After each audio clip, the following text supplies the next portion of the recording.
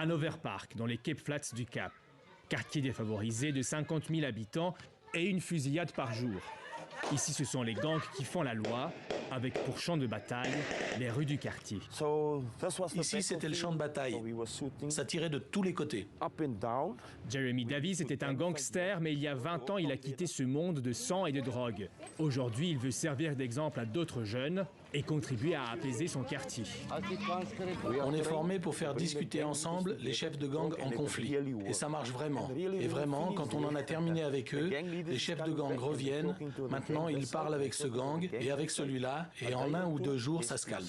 Faire de la médiation entre les gangs pour diminuer les affrontements, c'est la mission de Ceasefire, une ONG créée en 2010 grâce à la participation d'anciens gangsters comme Jeremy, respectés par leurs anciens gangs.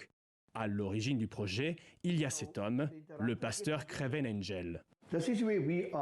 Nous sommes ici. Donc on est entre ce gang et celui-là. La rue sépare les deux gangs. Il connaît bien les gangs, leurs chefs, leur territoire. Quelqu'un s'est fait tirer dessus ce matin. Certains l'accusent de légitimer leur existence en travaillant avec eux, mais pour lui, c'est la seule solution. Selon les données prolifiques collectées par l'ONG, cette méthode aurait permis de diminuer la violence de 46% en 3 ans. Fermer, ce n'est pas possible. Notre taux de récidive est tellement mauvais qu'ils entrent et sortent de prison comme si c'était un hôtel. Donc la meilleure chose à faire, c'est de travailler avec eux, changer leur comportement. Il faut qu'ils arrêtent de tirer, il faut qu'ils arrêtent de commettre des crimes. Mais si personne ne travaille avec les gangs, la situation va empirer. Depuis mars, une guerre interne dans l'un des principaux gangs fait des ravages dans le quartier, avec déjà plus de 40 morts. Un contexte angoissant pour les habitants forcés, une fois encore, de s'en accommoder. Ça ne va vraiment pas ici, à Hanover Park, et ça empire. En ce moment, avec la violence des gangs, il y a beaucoup de morts dans la rue.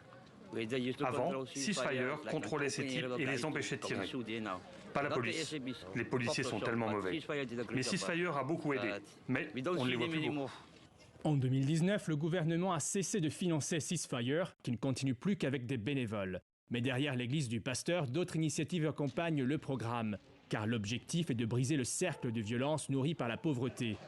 Ici, une soupe populaire. Là, un nouvel hébergement d'urgence pour les enfants à risque. Avec rien, on fait quelque chose. Dans cette salle, Del Carme, ancienne gangster, sensibilise des écoliers sur le point d'être exclus. Souvent le premier pas vers l'entrée dans un gang.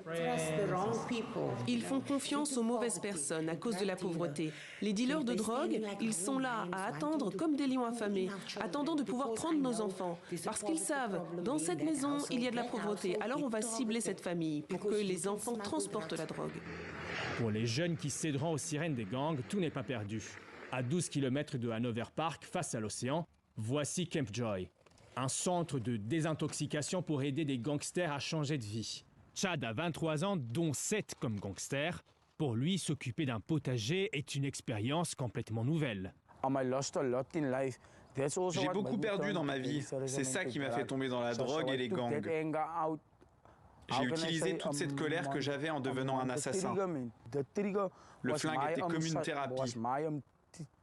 Je pensais que ça me faisait me sentir bien.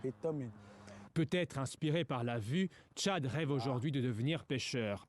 Depuis sa création, Ceasefire a aidé 470 autres personnes à quitter les gangs. Ils ont encore de longs jours devant eux dans les Cape Flats, mais dans cette église et ailleurs, des communautés soudées et résilientes s'engagent, déterminées à offrir à leurs enfants un meilleur avenir.